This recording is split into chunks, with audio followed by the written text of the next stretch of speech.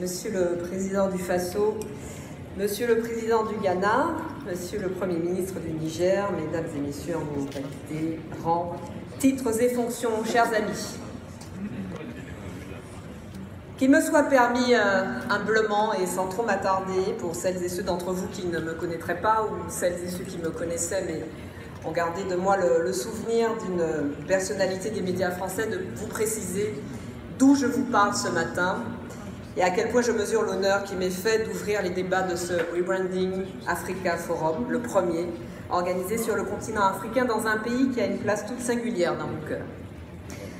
Dans les quelques minutes qui me sont accordées, je voudrais évoquer le travail de la fondation que je préside, ses relations avec le Burkina, les sujets sur lesquels nous intervenons.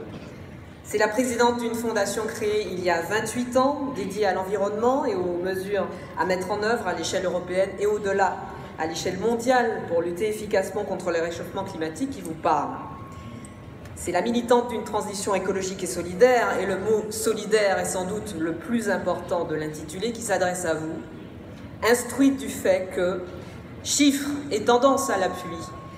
le réchauffement climatique est une conséquence directe des dérèglements du système mondialisé, capitaliste, consumériste, triomphant dans nos vies,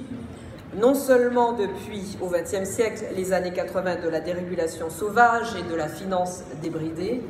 non seulement depuis la désagrégation du glacis communiste, mais en réalité, depuis que la maîtrise des énergies fossiles a convaincu les dirigeants des premières puissances économiques du monde que tout devenait possible. Eh bien non, tout n'est pas possible. Le court-termisme